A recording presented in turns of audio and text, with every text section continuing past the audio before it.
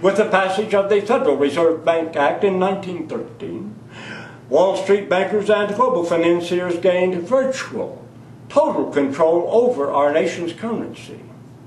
This was done in blatant defiance of our nation's Constitution, which mandates that Congress is responsible for coining and setting the value thereof of our nation's currency. I, Vic Roberts, fully agree with the statement. When we have restored the money of the Constitution, all other reforms will be possible. But until that is done, there is no reform that can be accomplished. For more information concerning the Federal Reserve Bank reform issue, please visit my webpage at www.vicroberts.net. Fellow citizens, I believe, on behalf of our nation's common good and general welfare, we citizens must question. Yes, indeed, it is imperative that we citizens question each and every U.S. representative and senator in Congress. Why are they forcing us taxpayers to wear a crown of financial thorns, while we are being crucified upon the Federal Reserve Bank system's cross of gold? Indeed, for the good of ourselves as well as our nation's children and grandchildren, we must question, why is Congress forcing us taxpayers to pay mega billions of our tax dollars in interest payments for borrowing our nation's currency, while the U.S. Constitution clearly mandates that Congress is responsible for coining and setting the value thereof of our nation's currency?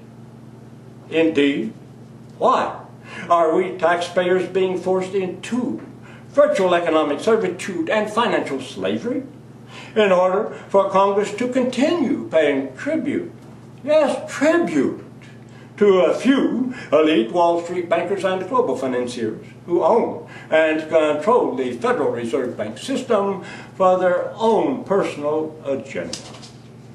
Indeed, the same financial powers that stifle genuine political democracy by using their tremendous wealth and media resources to get their puppet politicians elected and re-elected to high public office. To be sure, the Green Party can best represent our nation's common good and general welfare by demanding the restoration of our nation's financial sovereignty by returning to the U.S. Constitution-mandated control of our nation's currency by the U.S. Congress, and not a few elite Wall Street bankers and global financiers who presently own and control the Federal Reserve Bank system for their own personal profit, power, and pleasure. Fellow citizens, I believe the following words encompass and personify my political ideology very, very well. I, Vic Roberts, am a candidate who believes, as a great statesman once said, if this government of the people, by the people and for the people, will abide in the spirit of the words, right makes might, this government shall not perish from this earth. I, Vic Roberts, am a candidate who believes, as President Kennedy when he said, with a good conscience, our only sure reward, with history, the final judge of our deeds, let us go forth to lead the land we love, asking His blessing and His help, but knowing that here on earth, God's work truly must be our own. The only thing necessary for the triumph of evil is for good people to do nothing. Fellow citizens, I, Vic Roberts, am a candidate who does not intend to do nothing.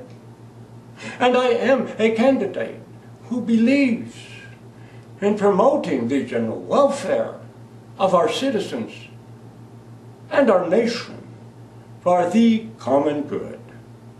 And I am a candidate who will deeply and sincerely appreciate your support of my candidacy for Congress. In the words of a great lady, Mother Jones, let us pray for the dead, but fight like hell for the living. I thank you.